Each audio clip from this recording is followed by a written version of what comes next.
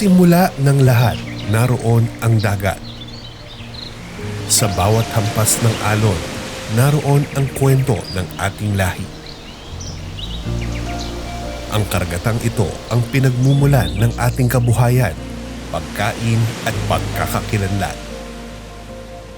Ito ang mana mo, pamana ng ating mga ninuno, at pananagutan natin sa mga susunod na henerasyon.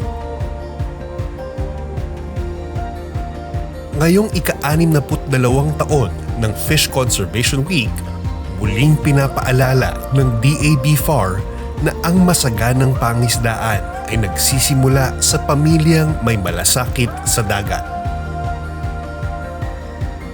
Sa temang pangisdaang masagana, sapat na isda sa bawat pamilya, pinag-iisa ng Fishcon at Manamo ang advokasiyang magtaguyod ng seguridad sa pagkain mula sa bawat tahanan hanggang sa buong bansa. Ang malagang selebrasyong ito ay bahagi ng mga aktibidad para sa Maritime and Archipelagic Nation Awareness Month or Manamo. This reminds us of our identity as a maritime nation and of our duty to protect our marine and aquatic resources. Ang tema ng Fish Conservation Week ngayong taon na pangisdaang masagana, sapat na isda sa bawat pamilya ay malinaw na paalala na ang tagumpay ng ating mga programang inisyatiba ay nagsisimula sa bawat tahanan. Kapag matatag ang pamilya, mas matatag ang komunidad at mas maginhawa ang kinabukasan ng bansa. Sa pamamagitan ng kanyang mensahe, muling pinagtibay ng Direktor sa Lilig ang layunin ng BFAR, siguraduhing may sapat na isda sa bawat hapag ng pamilyang Pilipino. Ang pinaka affordable na source ng protina ng ating mga kababayan ay ang isda. Kaya tayo ay naghain ng isang panukalang batas na maitatag ang Department of Fisheries at Aquatic Resources para tuluyan ng mabigyan ng buo na suporta ang pangingisda, ang mangingisda, ang mga mandaragat. At syempre, naway magtulungan tayo para lalo pang gumanda ang aquamarine resources at aqua fisheries resources at yung aquatic resources ng ating bansa.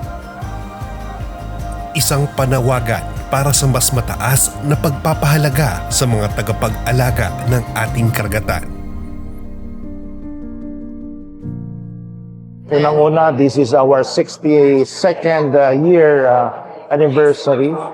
Basically, this is, awareness of how to protect, conserve our marine resources. This is not just a battle of the DABFAR, but ito po ay ating battle ng buong sambayanan to combat all forms of illegal, unreported, and unregulated fishing. Kasi po ang nakataya po rito ay ang ating food security. The moment hindi po natin ito masawata, it will really affect everyone. So we encourage sa lahat po nating mga stakeholders to stand, let's unite and cooperate to fight against all forms of illegal fishing. Mula sa mga programang pangkabuhayan hanggang sa mahigpit na kampanya laban sa illegal fishing, ipinapakita ng BFAR ang tunay na diwa ng pangangalaga sa dagat at sa mamamayan. Isa pong karangalan para sa amin, especially sa aming lungsod ng Candon City, ang mapabilang po sa mga naparangalan ngayong hapong ito. Ito po ay magsisilbing inspirasyon sa amin para pagibayuhin pa ang aming mga gawain patungkol po sa pangisdaan. Ang pagkilalang ito ay patunay na sa tulong ng mga lokal na pamahalaan, lumalawak ang saklaw ng responsableng pangisdaan sa bawat rehiyon. Sa likod ng bawat tagumpay ay ang diwa ng pagtutulungan ng gobyerno, pribadong sektor at mga ordinaryong mamamayan. Isa lang naman po akong takang nangangarap na maparangalan nitong award na ito, and talagang sobrang saya ko po na sobrang thankful po ako sa BFAR for this opportunity po. Gagamitin ko po ito pong opportunity na to para ipalagana po yung halagahan itong ng fisheries sector po, especially sa community namin, since sa Sagay City po is marami pong coastal areas and marami po dong mga fisher folk na talagang kailangan po pagtuunan ng pansin po ng gobyerno. So ito po yung sector na pinaka-importante sa lahat kasi ito po yung nagpapakain sa maraming Pilipino, hindi lang po sa ating bansa kundi sa whole world. Talagang I am actually honored and privileged talaga, and I am grateful sa opportunity po na binigay ni BFAR sa akin. Just like anybody else po, hindi po talaga first choice ang fisheries. Pero sabi ko nga po kanina, because po may opportunity na binigay si BFAR, yung scholarship nga po, ginab ko po siya. And along the way, natutunan ko rin po na mahalin yung fisheries po na program.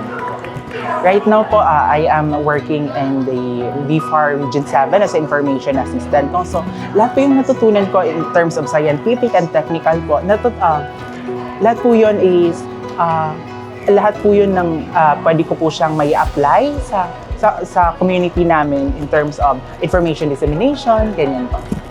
So, it is really our responsibility, not just natin sa mga those na nasa BFAR, but also to everyone na lahat na, because an ecosystem kasi tayo, di ba? So lahat ng ginagawa natin is talagang may impact yun sa ating environment. So let's all be responsible po. Sa kanilang mga kwento, nakikita natin ang bagong henerasyon ng mga tagapagmana ng dagat. Matatalino, may puso at handang maglingkod. Tampok sa selebrasyon ang Search for the Fish Fam of the Day bilang pagkilala sa mga pamilyang isinasabuhay ang disiplina at malasakit sa kalikasan. Ayan. So unang-una po yun nga yung pagtatapon ng basura, hindi lang naman siya yung directly na sa dagat. Kahit simpleng pagtapon mo lang ng basura sa daan. So lahat naman yung pag-umulan, lahat ng agos nun sa dagat. So doon pa rin yung tuloy niya. Then pangalawa, syempre yung illegal fishing. Syempre, masama naman yun hindi lang sa mga kalusugan, pati din sa mga laman dagat. At masaya po kami at kami yung napili ng pamilya na mabigyan ng reward.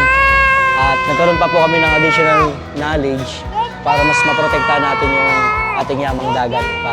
At mabigyan ng mas malinis at sa pamilya makarating yung malinis na isda para sa pamilya. Sa kanila, nagsisimula ang pagbabago sa tahanan, sa bawat araw, sa mga simpleng gawain ng pag-aalaga sa kapaligiran. Sa Artsy, a Fishcon Duo exhibit, ipininta ng mga alagad ng sining ang kagandahan at kahalagahan ng karagatan. Sa sining na ipapakita ang pag-asa, ang panawagang pangalagaan ang dagat para sa susunod na salinlahi. Isang paalala na ang pangangalaga sa dagat ay hindi lamang tungkulin, kundi inspirasyon para sa sining at buhay. Sa loob ng 62 taon, nananatiling matatag ang BFAR sa layuning itaguyod ang masaganang pangisdaan, matatag na pamilya, at ligtas na kinabukasan. Sa ilalim ng iisang dagat, iisang layunin ang ating sinisimulan, ang pangalagaan, ang pamana ng ating bayan.